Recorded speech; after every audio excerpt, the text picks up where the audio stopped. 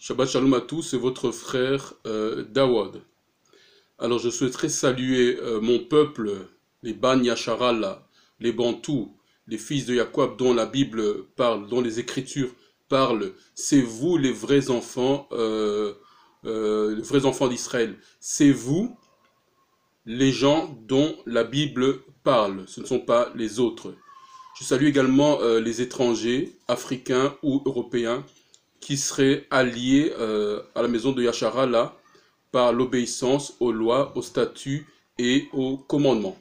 Alors, cette vidéo, c'est la troisième partie, et j'espère la dernière certainement, et troisième partie d'Ésaü Édom. Alors, petit rappel, très petit rappel de la première et la deuxième vidéo. Pour ceux qui n'ont pas suivi la première et la deuxième vidéo, vous pouvez la regarder avant de regarder celle-ci. Donc dans la première vidéo, qu'est-ce qu'on a fait? On a tout simplement introduit le sujet Édom et nous avons précisé que nous avons pris le cas de Job ou Jobab, qu'il y en avait 7, il y a plusieurs Job et Jobab. Et celui dont le livre parle, dans le livre de Job, il est bien un Ban Yasharala, un Moutou, donc un hébreu israélite. Ça, c'était le sujet de la première vidéo. La deuxième vidéo, donc le sujet de la deuxième vidéo, c'était tout simplement, on a parlé des Arabes. Qui sont-ils? On a dit que Arabe veut simplement dire mélanger en hébreu, et que quand on parle d'Arabes, on parle plutôt des Ishmaélites, qui sont un mélange entre les Hébreux et les Africains. Donc il existe différents types d'Arabes. Des Arabes qui ont la peau claire et des Arabes qui ont la peau foncée.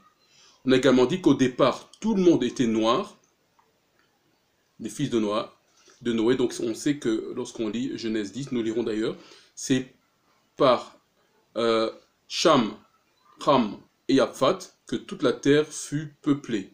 Donc au départ, si on a parlé en termes de couleur, tout le monde était noir, mais nous savons que la classification selon la couleur, c'est une classification moderne, et que dans le temps, on ne se classifiait pas, on ne se rangeait pas selon la couleur, mais selon ce qu'était son père et selon les territoires qui nous avaient été donnés.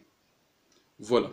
Et donc aujourd'hui, la troisième, donc dernière partie, nous allons essayer de ne pas être long, mais être le plus clair et le plus précis possible.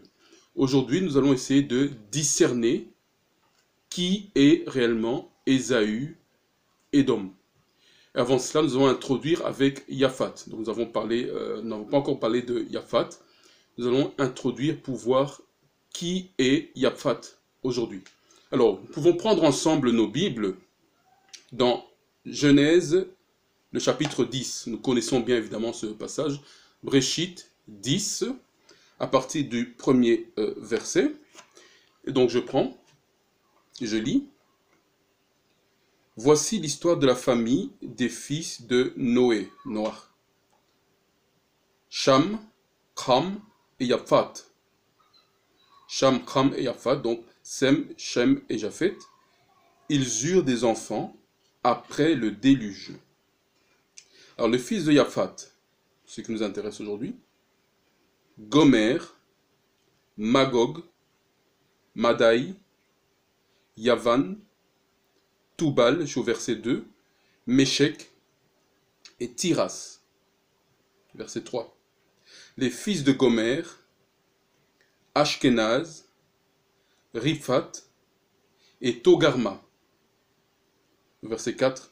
Les fils de Yavan, Elisha, Tarsis, Kittim et Dodanim. Ce sont leurs descendants qui ont peuplé les îles et les régions côtières. Ils se sont répartis par pays selon la langue et par tribu dans chaque nation. Voici ce que nous est dit au sujet de Yaphat ou bien au sujet de Japhet.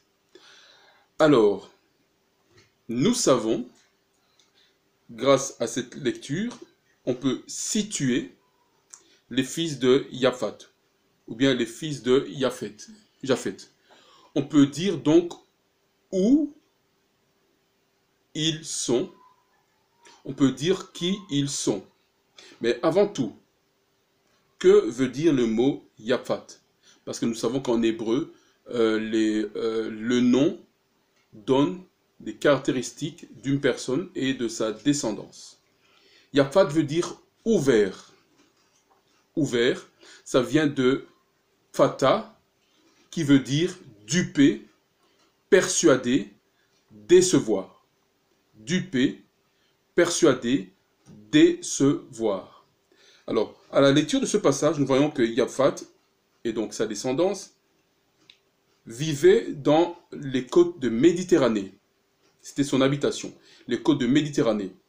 Et de cet endroit-là, il s'est dispersé vers le nord-ouest et le nord-est. Le nord-ouest du côté de l'Europe du Nord et le nord-est, c'est plutôt du côté de l'Asie. C'est comme ça que Yaphat s'est dispersé. Et donc, bien entendu, pour ceux qui ne savent pas encore, au départ, l'Europe était noire, si on a parlé en termes de couleur, était colorée, était mélaniée. Voilà, je préfère ce terme. L'Europe était mélaniée. C'est pour ça d'ailleurs, vous voyez, pour ceux qui ont étudié l'histoire, notamment à l'école secondaire, on parle de l'Antiquité, la période d'Antiquité, ou bien comme disent les anglophones, Dark Ages. Ça va de plus ou moins l'année 400 à l'année 1400. Pourquoi on parle de Dark Ages ou de l'Antiquité? Parce que justement, c'était mélaniné. L'Europe était peuplée d'une population mélaninée. Et ce n'est pas ce qu'on nous raconte actuellement à nos enfants que l'Europe était, que tous les Européens, enfin à l'époque, que l'Europe a toujours été peuplée de blancs. Ça, c'était pour ceux qui ne savaient pas. Donc voilà, nous continuons dans notre lecture. Je suis là au verset 2. On nous parle de fils de Yaphat. On nous parle ici de Ashkenaz.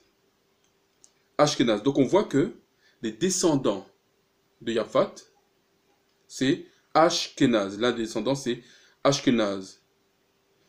Autrement dit, les Israéliens, ceux qui se disent Israéliens, viennent de Japhet. Donc on verra plus tard qu'il y a une différence entre les Israéliens sont de Yaphat, ce ne sont pas des Édomites. Nous comprendrons par la suite. Pour l'instant, c'est une petite introduction. Et donc, les Ashkénazes sont des Israéliens, ils viennent de Yaphat.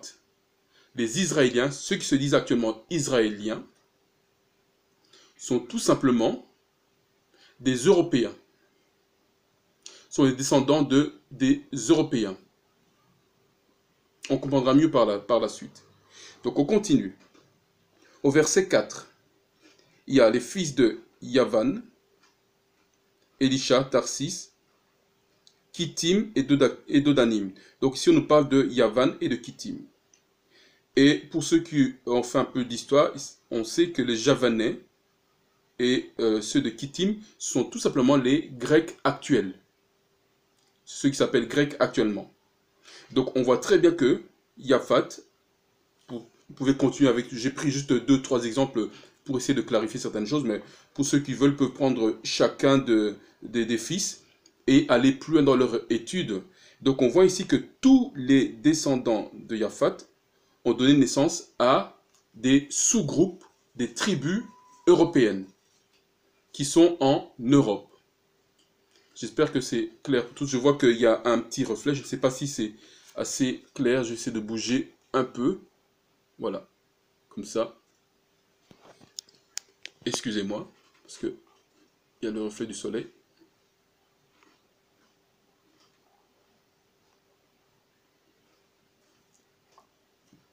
Voilà. J'espère que ça va pour vous. Moi, je vois un peu mieux. On va continuer comme ça. On ne va pas se laisser distraire. Voilà. Donc les Javanais, Kittim, ce sont les Grecs. Et on voit qu'au verset 5, ici, on dit ils se sont répartis. Ce sont leurs descendants qui ont peuplé les îles et les régions côtières. Ils se sont répartis par pays, selon la langue et la tribu dans chaque nation. Donc ici, déjà, on parle de la langue. Le terme hébreu pour langue, nous le savons, on a déjà utilisé, c'est la shawan ou bien la shun, qui veut dire dialecte.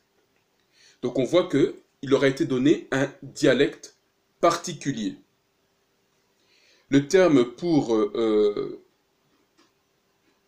tribus, ils se sont répartis par pays selon la langue et par tribu dans chaque nation. On dit les îles, peupler les îles et les régions côtières. Donc un territoire leur a été donné, et le mot pour territoire, c'est simplement Aratsa ou bien Aretz, qui veut dire une place spéciale, une terre, voilà, leur a été donnée. Donc ils ont une terre, un endroit où résider, une langue qui leur a été donnée, et on nous dit que ils sont répartis, pays selon la langue et par tribu dans chaque nation. Dans chaque nation, le mot qui est utilisé ici en hébreu, c'est mashpaka ou bien gayam. C'est la même chose. Mashpaka veut dire clan et gayam ou bien goïm veut dire nation. Donc, ils ont formé un clan, ils ont formé une patrie avec des tribus et sous-tribus. Ça, ce qui concerne Yafa. Donc, nous comprendrons bien une chose que les nations européennes actuelles viennent de Yafat. Et bien sûr, je le répète, tout le monde était mélaniné au départ. Alors, comment Yafat également a changé de couleur, nous verrons cela aussi par la suite. Ça, c'était pour Yafat. Donc, maintenant, on entre dans le sujet proprement dit d'Édom et Ésaü. Alors, la première chose qu'on peut se poser, ou bien qu'on peut se dire, est-ce que nous avons des indices sur Édom et Ésaü dans les Écritures? La réponse, évidemment, elle est logique, elle est évidente. Oui, il y en a. On peut commencer par prendre Psaume 83, 4, Talim 83, 4.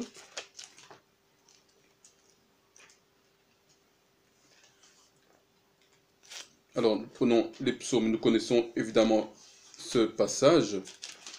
Psaume 83, 4. Je lis.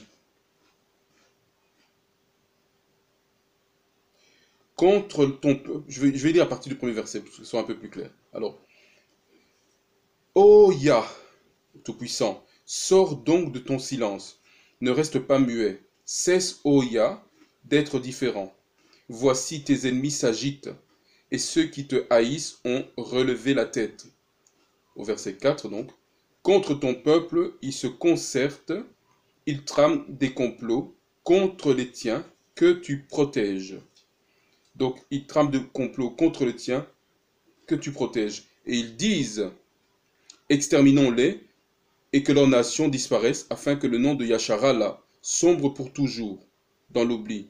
D'un seul cœur, ils ont conspiré et conclu une alliance pour s'opposer à toi. Au verset 7, les enfants d'Édom, ou dans certaines versions on dit le tabernacle d'Édom, et on cite toute une série de personnes après, Ishmaélites et consorts. Mais ce qui nous intéresse ici, c'est le terme, le tabernacle d'Édom. Alors, le mot qui était traduit par tabernacle en hébreu, c'est Ahal. Ahal, qui veut dire l'habitation. Ahal, qui veut dire la maison. Et aussi, on dit la maison d'Édom, l'habitation d'Édom. Qu'est-ce que ça sous-entend? Et avant cela, pour aller plus loin, j'aimerais donner ici une explication du Strong. Parce que ici, quand je dis Ahal, je prends platement le Strong pour faciliter la tâche. Mais pour ceux qui suivent un peu les vidéos, savent que j'utilise pratiquement pas le Strong. J'utilise plutôt un dictionnaire hébreu, que je remonte encore, un dictionnaire hébreu, tout simplement, où on donne les mots en hébreu. C'est un dictionnaire classique, comme on aurait un dictionnaire français, ou bien anglais, espagnol, peu importe. Mais plus que cela, j'utilise l'alphabet hébreu. Pourquoi? Parce que dans l'alphabet, chaque lettre a sa propre signification et l'ensemble des lettres combinées fait un mot qui a donc également une signification. C'est plus précis, ça englobe même la culture bantoue, la culture hébraïque. Alors, le strong, quel est le souci du strong? Je précise bien, pour commencer, le strong c'est un bon outil pour commencer, mais vous verrez par la suite qu'il est très limité. Quel est le souci du strong? Et ça suffit d'aller, pour ceux qui utilisent Wikipédia, voir le strong. Le souci du strong, c'est que ce n'est pas une traduction. Le strong n'est pas une traduction, c'est simplement donne des références hébraïques de certains mots. Et dans les commentaires du strong, on vous dira que ce n'est en rien une traduction, et ça ne nous empêche pas, au contraire, d'utiliser un réel dictionnaire hébreu, comme je viens de montrer, qui sera plus précis, mais surtout le strong n'englobe pas la culture hébraïque. La culture hébraïque n'englobe pas les images, n'englobe pas le contexte. Il donne simplement une référence de certains mots. Donc pour ceux qui n'utilisent que le Strong, il faut faire très attention. Dans la progression de l'apprentissage de l'hébreu, vous verrez que le Strong est totalement limité. Je ferme la parenthèse et je continue. Donc ici, Ahal, psaume 83, on a lu verset 4 jusqu'à 7. Ahal est rendu par le Strong comme étant l'habitation, la maison, mais ça sous-entend quoi? Ça sous-entend que tous les peuples qui étaient alliés avec Édom, par mariage. Parce que dans le temps, évidemment, maintenant on perd cette valeur, mais dans le temps, quand deux peuples faisaient alliance, ça sous-entendait systématiquement de mariage entre eux. Donc les hommes prenaient les femmes du peuple et donnaient leurs femmes aux hommes de l'autre peuple. Ça sous-entend systématiquement ça. Donc quand ici on dit le tabernacle d'Édom, ça veut dire eux, avec toutes les alliances qu'ils auraient fait avec les autres peuples. Donc tout cela, ils ont conspiré contre Yasharala, contre les Bantous, les Ban Yasharala, contre les Hébreux israélites. Ça c'est le premier indice qu'on nous donne sur Édom. Le deuxième indice qu'on nous donne sur Édom, Jérémie 49, 10. Je prends Jérémie 49, 10. Nous y allons doucement mais sûrement. Jérémie 49, 10. Je lis. Alors, moi, je fouille Ésaü. Je mets à découvert les lieux secrets. Il ne pourra pas se cacher. Tout est détruit. Sa race, sa parenté et ses voisins. Plus personne pour dire « Laisse tes orphelins, je les élèverai, et que tes veuves se confient à mes soins. » Oui. Pour ceux qui se demandent quelle version je lis, elle est un peu étrange, c'est la version du Semeur. C'est pas la version que je lis habituellement version d'Arabie, mais ici c'est le Semeur. Version Hébreu 49.10. Donc il y a certains mots qu'on nous donne dans ce passage, notamment, je mets à découvert, ou bien on dit que Ésaü sera désolé, dans la désolation. Je mets à découvert ses lieux secrets, il ne pourra pas se cacher. Donc ici, le mot qui était traduit par désolation ou bien à découvert, c'est le mot hébreu shama. Shama qui veut dire gaspiller, horreur, stupéfaction, étonné. Shama veut dire gaspiller, horreur, stupéfaction, étonné. Traduit par désolation ou bien découvert. Donc on nous dit ici comment sera Édom Ésaü. Ce sera une horreur, ce sera une stupéfaction. Il sera, lui et sa descendance, un sujet d'étonnement. Gaspillé. Voilà. Un troisième indice sur Édom Ésaü, Ézéchiel 35. Je vais prendre Ézéchiel 35, le verset 2 et le verset 5. Ézéchiel 35, tu veux bien un peu ouvrir le rideau parce que je vois que la luminosité baisse. Merci. Ézéchiel 35, le verset 2 et le verset 5. Je lis. Verset 2. Fils de l'homme, dirige ton regard en direction du mont Séhir et prophétise contre lui. Et dis-lui, le Maître, le Tout-Puissant, dit ceci. Je vais m'en prendre à toi, montagne de Séhir, je vais étendre ma main contre toi, te transformer en une terre dévastée et désolée. Verset 4. Je mettrai tes villes en ruine, tu seras dévasté et tu reconnaîtras que je suis Yah. Au verset 5. Puisque tu as sans cesse nourri la haine contre les Israélites, les Yasharala, et que tu les as livrés à l'épée au temps de leur détresse, au jour où leur péché a été puni, à cause de cela aussi, vrai que je vis, c'est là que je déclare le Maître Tout-Puissant, je mettrai en sang, le sang te poursuivra.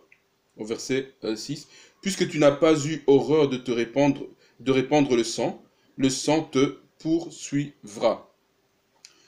Ézéchiel 35, versets 2 à 7. Ici, qu'est-ce qu'on nous dit? On nous dit que, dans certaines versions, tu peux bien prendre ma version Darby, parce que je vais changer de version. Ce sera plus précis pour les auditeurs, merci. Dans la version Darby, on nous dit, et dans d'autres versions, que c'est un peuple qui a la haine de Yahshara, de Yah, mais de Yahshara là, et c'est une haine qui est éternelle. La haine de Yahshara là est éternelle. Éternel veut simplement dire, et le mot pour éternel c'est Illam, ça veut simplement dire pour toujours. Donc, ça veut dire c'est en dehors du temps. Cette haine ne dépend pas du temps. Cette haine était là avant, est là pendant, et sera là après.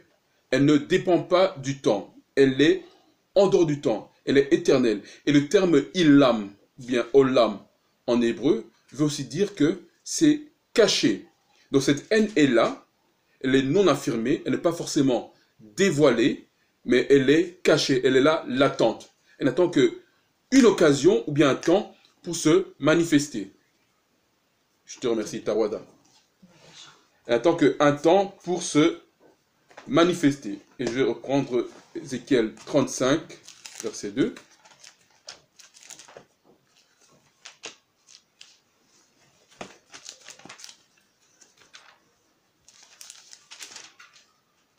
Voilà. Et donc, et tourne ta face contre la montagne de Séhir et prophétise contre elle et dit, ainsi dit le Maître le Tout-Puissant, voici je veux à toi, montagne de Séhir. Et surtout le verset 5 qui dit, parce que tu as une inimitié, voilà, une inimitié perpétuelle et que tu as livré les fils de Yahshara là, à la puissance de l'épée. Voilà, une inimitié perpétuelle. C'est bien ce que nous avons dit. Donc perpétuelle en dehors du temps qui est là, l'attente cachée. Une inimitié, ou bien la haine, le mot hébreu c'est ayabaf. Ayabaf qui veut simplement dire une hostilité. Donc c'est là, c'est caché, et c'est en tant qu'un événement pour manifester cela. C'est une méchanceté qui est là, qui est latente. Ça, c'est encore l'une des troisième caractéristiques de Ésaü Édom.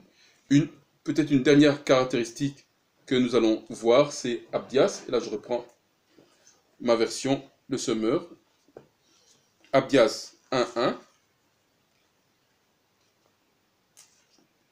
Abdias 1.1. Je vais prendre les deux versions en parallèle.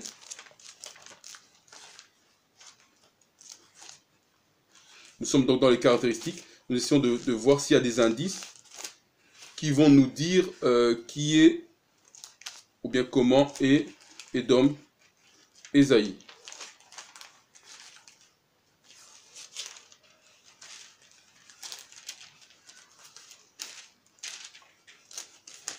Voilà. Alors, je lis Abdias 1.1. Il est indiqué. Révélation reçue par Abdias. Le maître Yah déclare sur Édom. J'ai entendu une nouvelle venant de Yah, et un héros a été envoyé au milieu des nations. Levez-vous, partons, leur dit-il. Partons en guerre contre Édom.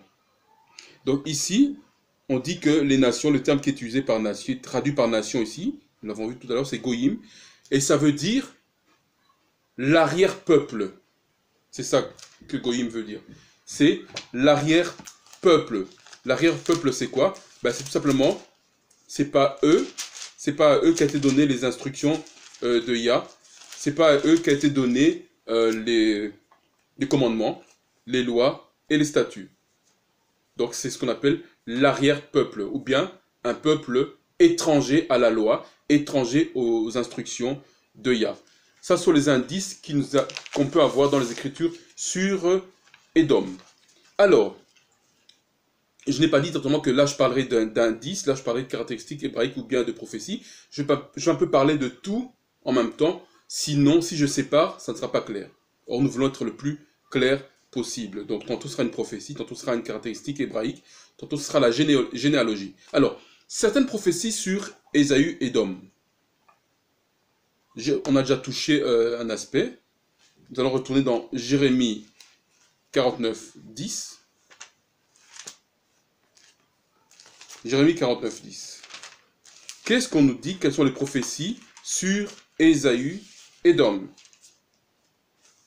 Je lis Jérémie 49, 10. Mais moi, j'ai dépouillé Ésaü, j'ai découvert ses lieux secrets. Il ne peut se cacher. Sa semence est dévastée, et ses frères et ses voisins, et il n'est plus. Je relis ce verset. Mais moi, j'ai dépouillé Ésaü, j'ai découvert ses lieux secrets.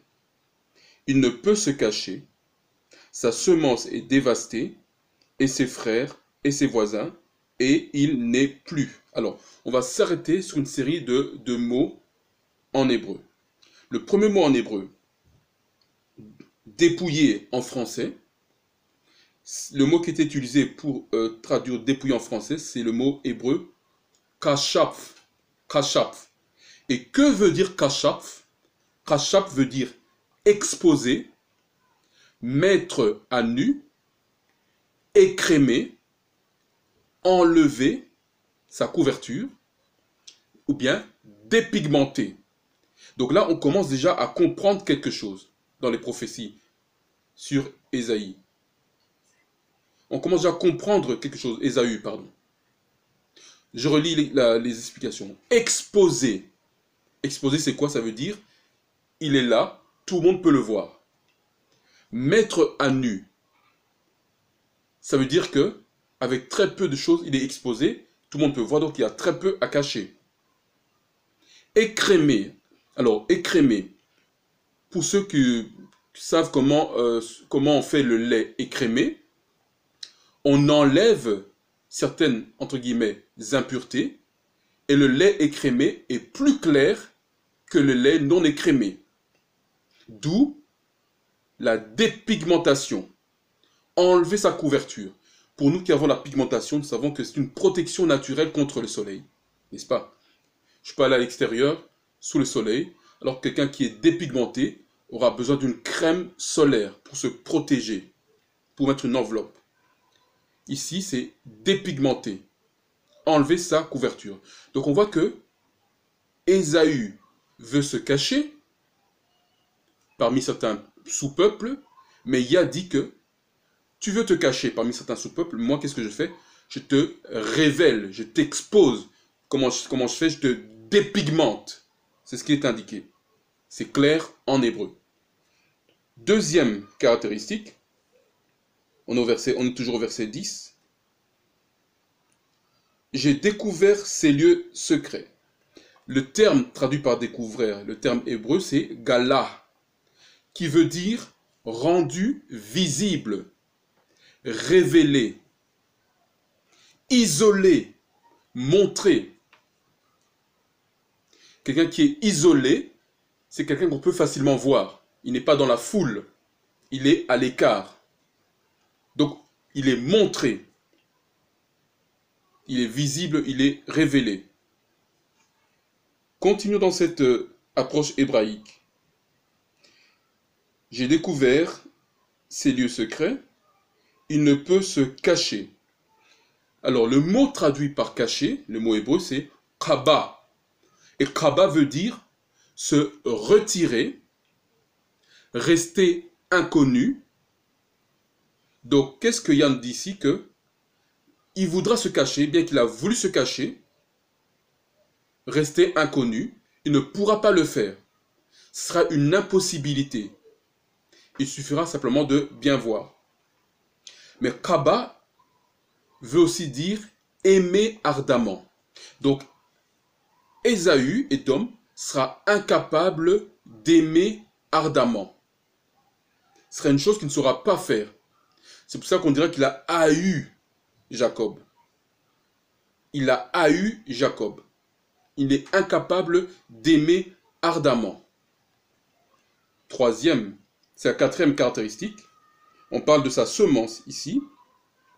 On nous dit que sa semence est dévastée. Semence, nous connaissons ce mot, hein, on a déjà utilisé. C'est Zara, qui veut dire sa postérité, ses enfants, ses descendants. Donc, qu'est-ce qu'on dit sur ses descendants? on dit qu'elle est dévastée.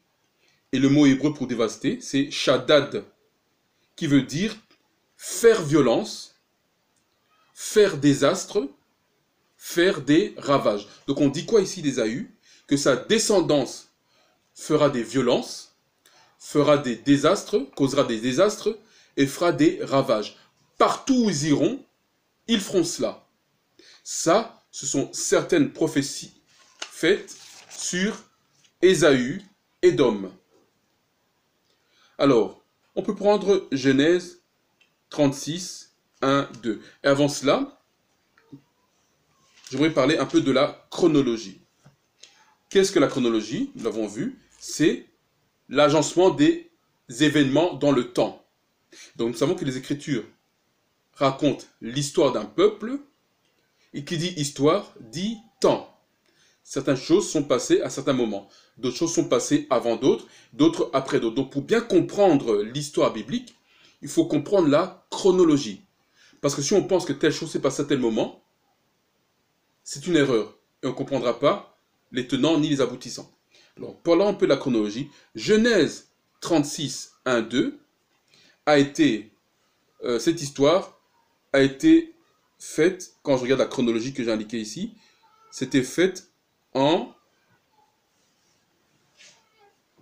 1900. En 1900, avant le Machiach, évidemment. En 1900, avant le Machiach. Donc environ au 2e siècle avant le Machiach. Ça, retenez ceci. Et donc, Yachar, parce que nous lirons aussi Yachar, Yachar, lui, a été vécu, ou bien fait, pendant la période hellénique. Et là, donc, ce sont évidemment les apocryphes, la période hellénique, c'est juste avant les Romains. Retenez bien cela, nous allons y revenir. Parenthèse. Alors, Genèse 36, 1, 2. Ça, c'était pour la chronologie. Genèse 36, 1, 2, nous allons lire. Genèse 36, 1, 2. Suivez bien, je sais que c'est très technique, c'est pour ça que nous allons doucement. 36, 1, 2. Je lis. Et ce sont ici les générations d'Ésaü, qui est Édom. Ésaü prit ses femmes d'entre les filles de Canaan. On dit lesquelles? Ada, fille d'Élon, le Hétien, et Oholibama, fille d'Anna, fille de Tsibon, le Hévien. Donc ici, qu'est-ce qu'on nous dit? On dit que Ésaü, qui est Édom, a pris des femmes. On dit exactement dans quel sous-groupe, dans quelle tribu, bien sous-tribu, il a pris ces femmes. On dit que c'était les femmes les filles de Canaan. Nous savons d'où vient Canaan. Canaan vient de Ham. Donc ici, qu'est-ce que Édom a fait? Il a pris des Africaines. Il s'est mélangé avec des Africaines.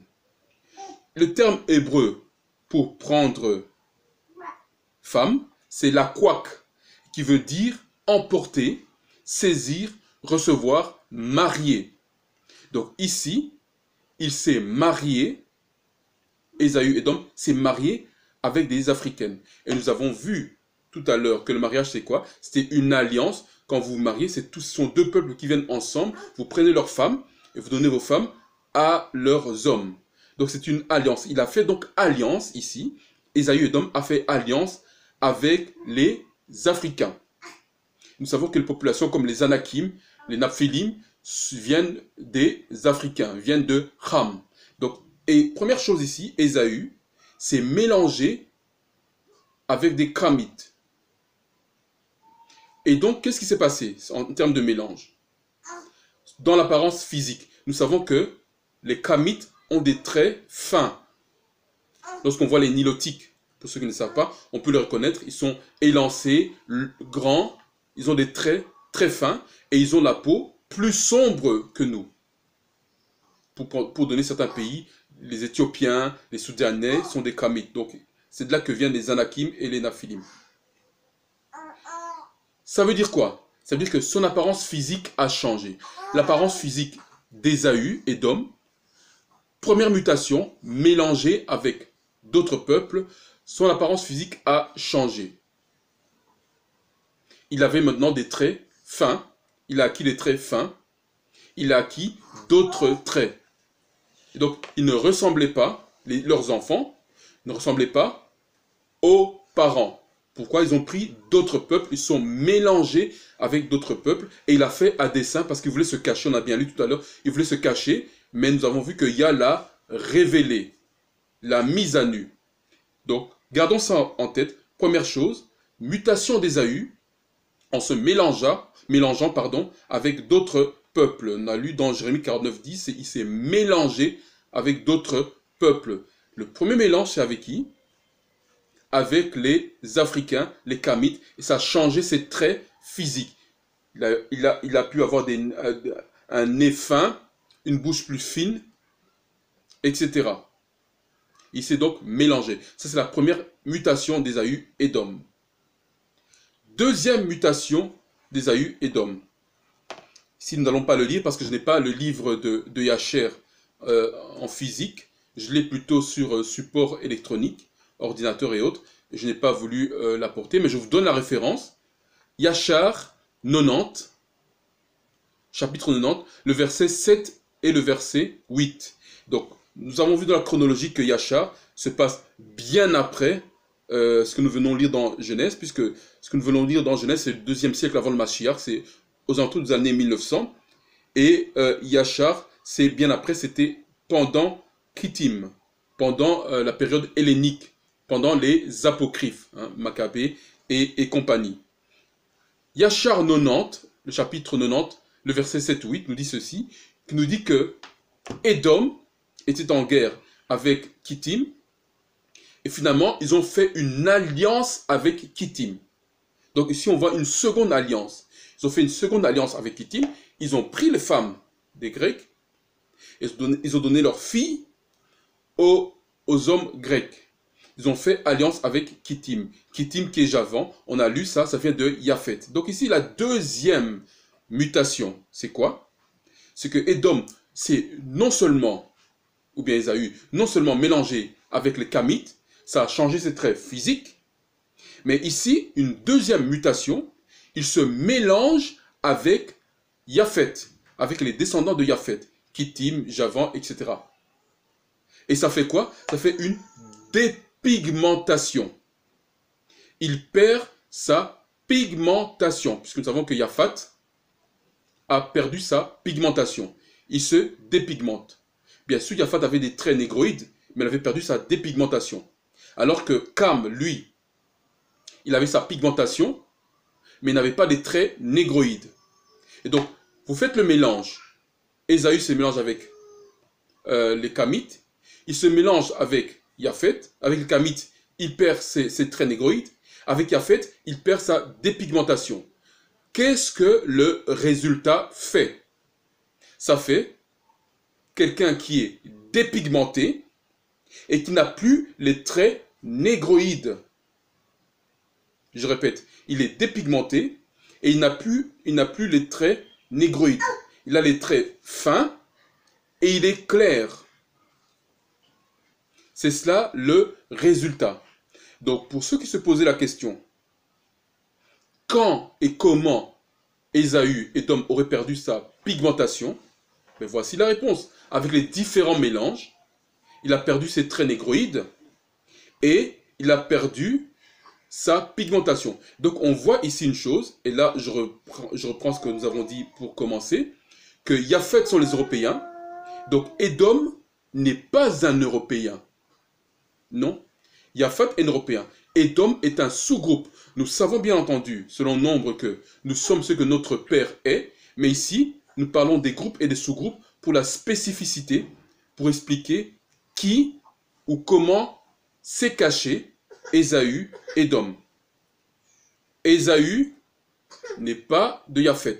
Yaphet sont les Européens, donc Ésaü n'est pas un Européen. Bien que Ésaü ait la même couleur que les Européens, et même certains traits physiques que les Européens, mais c'est un sous-groupe à part en tant que tel. Nous comprendrons mieux par la suite. Alors, certains se disent, oui, mais c'est facile, ça, tu diras que c'est dépigmenté, c'est trop facile. Est-ce qu'on a des preuves d'une dépigmentation comme ça? C'est ce que nous allons essayer de voir maintenant. La dépigmentation, c'est en fait une malédiction, puisque notre pigmentation, nous avons la protection par rapport au soleil. Donc souvent, ce que Yah maudissait, l'un des signes, c'était quoi? C'était la dépigmentation.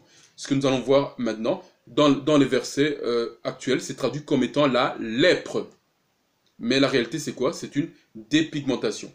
C'est de l'albinisme. 2 Rois 5, 27. 2 Rois 5, 27. Nous connaissons ce passage de Géasi.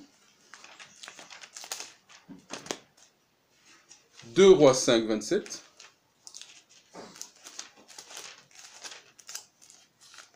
Alors, je lis.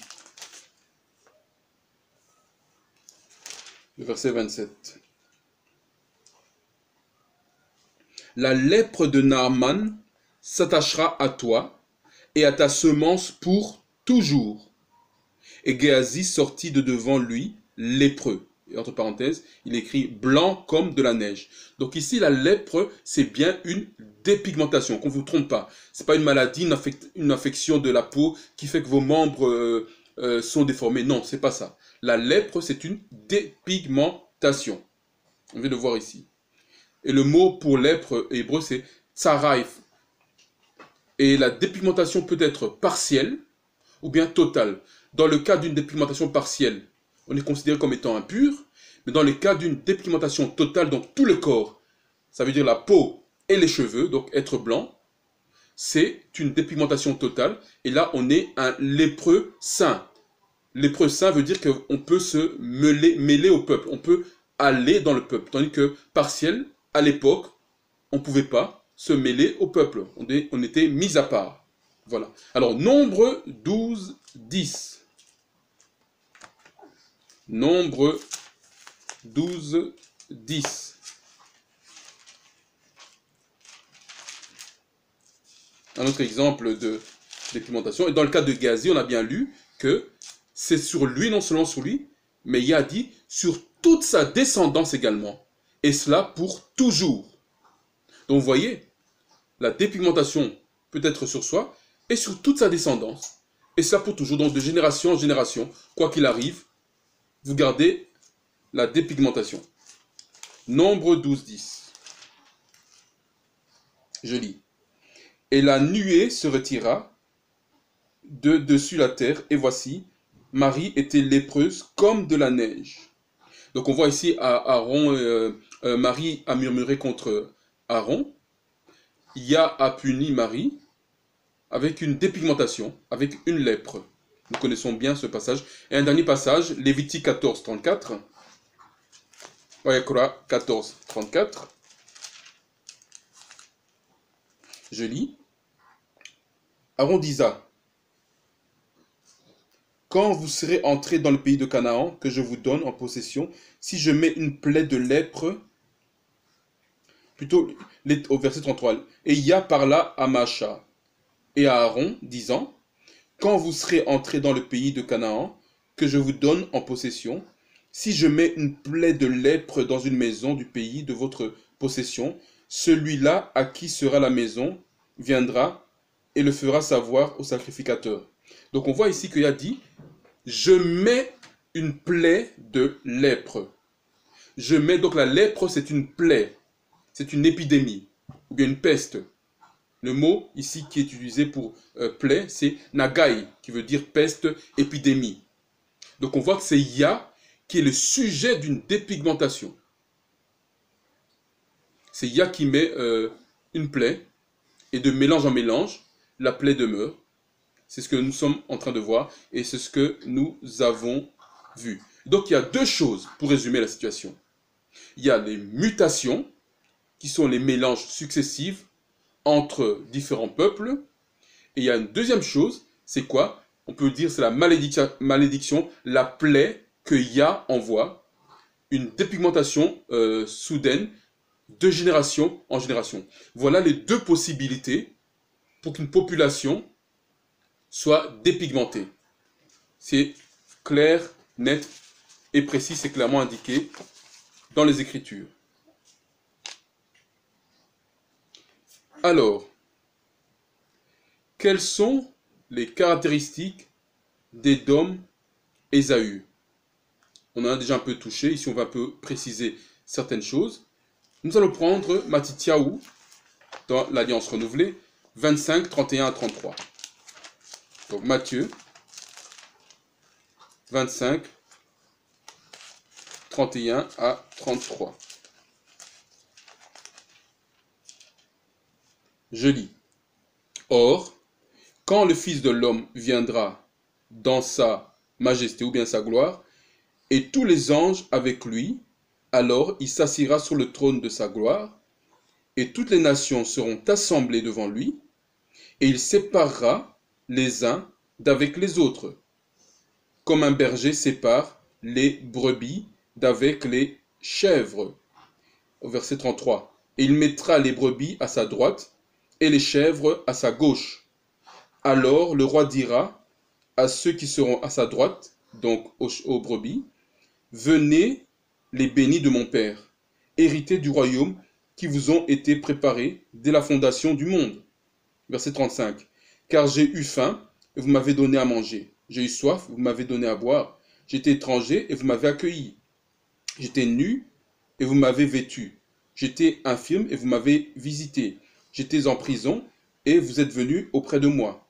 Alors les justes lui répondront disant, Maître, quand est-ce que nous t'avions vu avoir faim et que nous t'avions nourri ou avoir soif et que nous t'avons donné à boire? Donc ici, il nous est relaté une métaphore. Une métaphore, c'est quoi? Ça veut dire une image qui nous donne une leçon. On donne deux caractéristiques de personnes, ou bien de groupes. On nous parle des moutons, ou bien des brebis, d'un côté, à droite, et des chèvres, d'un autre côté, à gauche. Lorsqu'on prend les caractéristiques de moutons des brebis, on sait que le peuple de Yah est considéré comme étant les brebis. C'est ce que Yahshua, le Massiar, disait chaque fois. Des brebis, mais des moutons.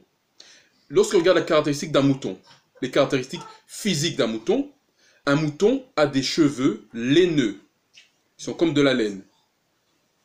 Alors que lorsqu'on prend la caractéristique d'une chèvre, une chèvre a des cheveux lisses. On peut dire ça, si on peut parler des cheveux.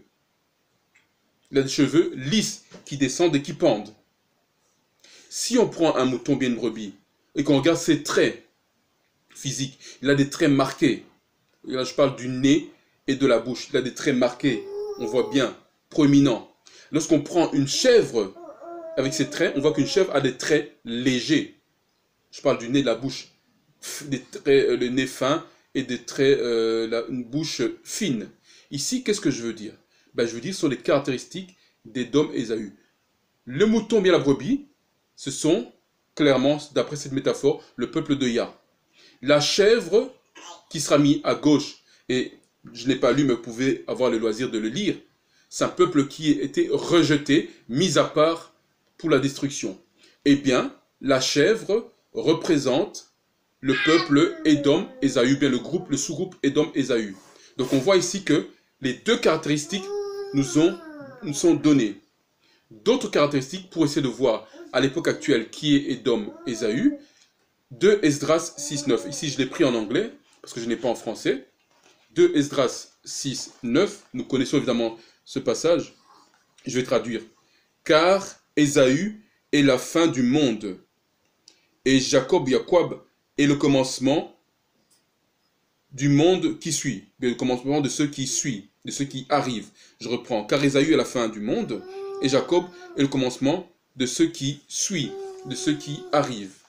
C'est ce que Esdras 6.9 nous dit. Alors, la question qu'on peut se poser, qui est naturelle, si on regarde actuellement, à notre époque, les événements, qui, en cette fin des temps, nous sommes tous d'accord, nous sommes vers la fin des temps, qui, en cette fin des temps, a la puissance financière, qui a la puissance militaire, qui a la puissance politique, qui a la puissance des ressources, qui a la puissance administrative et tout ce qu'on veut. N'est-ce pas Édom, Ésaü? Oui, c'est dans mes avis. Et quand on regarde les caractéristiques, ou bien quand on regarde les caractéristiques du peuple, ou bien du sous-groupe qui a toutes ces choses-là, on remarque qu'ils sont clairs de peau, ils ont des traits fins, ils sont dépigmentés donc, aussi bien de la peau que des cheveux. Ce sont les caractéristiques qu'on a. Et spécialement, ceux qu'on appelle élites. Ceux qui sont dans les élites. Je parlais du pape, de la reine d'Angleterre, de ceux qui se disent israéliens. Et quand je dis ici ceux qui se disent israéliens, c'est les Israéliens qui ne viennent pas de Yafat. Parce que nous avons vu que dans Yafat, les Ashkénazes, eux, sont des Yafétistes. Donc on ne parle pas de cela. Ceux qui se disent israéliens, d'ailleurs, dans le gouvernement israélien, ceux qui sont à la tête du gouvernement israélien, se dissocient totalement du peuple qui se dit israélien. Ils se dissocient d'eux, ils n'ont pas la même façon de voir, ils n'ont pas la même politique. Ils savent qu'ils sont différents, en fait. Ceux qui sont à la tête sont des Édomites, et ceux qui sont là sont de Yafet, sont des Européens. Le peuple sont des Européens. Alors, donc tous ces riches Israéliens, ce sont des Édomites, ce ne sont pas de Yafet. Toutes ces familles riches, les familles d'Arabie Saoudite, ce sont également des Édomites, même s'ils ont la peau plus sombre que les autres. Nous savons que la majorité des Édomites, ils ont la peau claire, mais il y a un petit groupe qui a la peau sombre. Ça, c'est une spécificité qu'il y a dans tous les sous-groupes. Donc, toutes ces familles riches, tous ces qui sont à la tête des grands États comme l'Iran, la Chine, la Corée du Nord, la Russie, les USA, etc., ce sont des Édomites. Et donc je précise bien, je ne parle pas du peuple. Le peuple sont des Européens. Mais les dirigeants, ceux qui prennent les décisions, ils se connaissent entre eux. Ce sont les grandes familles, ce sont les Édomites. Je ne vais pas ici donner de nom, ça ne sert à rien, mais chacun voit de qui je veux parler. C'est pour ça que les gens se disent, mais comment ils peuvent faire du mal à leur peuple? Ils sont là, ils prennent des décisions contre leur peuple. Ben, c'est tout simplement, ce n'est pas le même peuple. Eux, ils savent qui ils sont entre eux. C'est pour ça qu'ils se marient entre eux, ils se dissocient totalement des autres parce que les autres sont des Européens. Ce n'est pas le même peuple. J'insiste bien là-dessus. Ils ont la même couleur de peau, les mêmes traits physiques, mais à cause des mutations, mais ils savent clairement qui ils sont. L'élite sait qui est qui. Le peuple ne sait peut-être pas. Le peuple, malheureusement, malheur à eux, s'associe à cette élite alors que ce sont deux peuples différents. Abdias 1.4. Abdias 1.4. Continue la lecture. Troisième caractéristique, Abdias 1.4, je lis. Si tu t'élèves comme l'aigle, et que parmi les étoiles tu mettes ton nid, je te ferai descendre de là, dit Yah, le Tout-Puissant. Donc je reprends le verset 2, comme ça on va mieux comprendre. Voici, je t'ai fait petit parmi les nations, tu es fort méprisé, l'arrogance de ton cœur t'a séduit, toi qui demeuras dans les creux du rocher, ta haute habitation, retenez bien ça, creux du rocher, ce sera intéressant pour tout à l'heure, pour les caractéristiques hébraïques des Esaü et Édom, ta haute habitation, une haute habitation dans les hauteurs donc, toi qui dis dans ton cœur, qui me fera descendre par terre? Verset 4, on a lu, si tu t'élèves comme l'aigle, ici, tu t'élèves comme l'aigle, s'élever comme l'aigle. Le mot hébreu pour aigle, c'est nachar. Traduit par aigle, c'est nachar. Et ça veut dire, littéralement, vautour ou bien rapace. Alors, qu'est-ce qu'un rapace? Cherchez dans le dictionnaire le mot rapace. C'est quelqu'un de cupide. Donc, quand on dit quelqu'un qu'il est rat, c'était quelqu'un de cupide. Ça veut dire quoi? Qu'il aime l'argent. Qu'il a un amour profond pour l'argent. C'est aussi quelqu'un qui cherche à devenir riche très rapidement. Et donc, comme il veut devenir riche très rapidement, il est prêt à faire tout et n'importe quoi pour devenir riche. Voilà encore une caractéristique d'Ésaü et d'Édom. Il aime l'argent, il veut devenir riche rapidement et il est prêt à tout pour cela. Alors ici, on va prendre le mot aigle et vous allez voir que quand vous prenez plusieurs drapeaux des pays européens, et même autres pays, ils ont pour symbole l'aigle. Ils ne font pas les choses au hasard.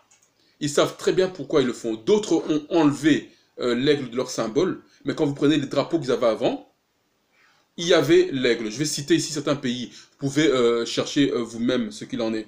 Notamment l'Albanie, la Serbie, le Monténégro, la Moldavie, le Mexique, le Kazakhstan, l'Égypte, la Pologne, l'Autriche, l'Allemagne, les USA, oui, ils ont aussi comme symbole l'aigle. D'ailleurs, quand on prend en référence au président, on parle de l'aigle. Je crois que c'est non, c'est peut-être pas l'avion, ou bien l'hélicoptère qui est appelé l'aigle, quelque chose comme ça en tout cas. Soit d'un des véhicules officiels du président des États-Unis, et fait référence à l'aigle. Alors il y a aussi la Palestine, l'Irak, la Syrie, l'Arménie, les Émirats arabes unis, la Libye et consorts. Je ne vais pas tous les citer, mais vous pouvez continuer. Donc tous ces pays européens et autres, ceux qu'on dit Moyen-Orient, qui veut ne rien dire, bien, ils ont comme référence, ou bien comme sigle, comme symbole, l'aigle. Et ce n'est pas en vain. Donc nous avons lu, rappelez-vous, Ézéchiel 49, c'est Jérémie ou bien Ézéchiel? C'est Jérémie, pardon, 49, 10 qui disait que Ésaü Édom a voulu se cacher, mais Yah l'a révélé, l'a mise à nu, l'a exposé, l'a isolé. C'est bien ce que nous lisons. Alors, pour terminer, nous allons prendre certaines caractéristiques comme nous l'avons fait. Je ne prendrai pas toutes les caractéristiques parce qu'il y en a beaucoup trop, mais vous connaissez l'exercice, vous pouvez faire cela à la maison. Certaines caractéristiques hébraïques des noms des fils d'Édom, d'Ésaü. Et vous allez voir qu'ils sont éloquents. Alors ici, nous allons prendre Genèse 36. Genèse 36.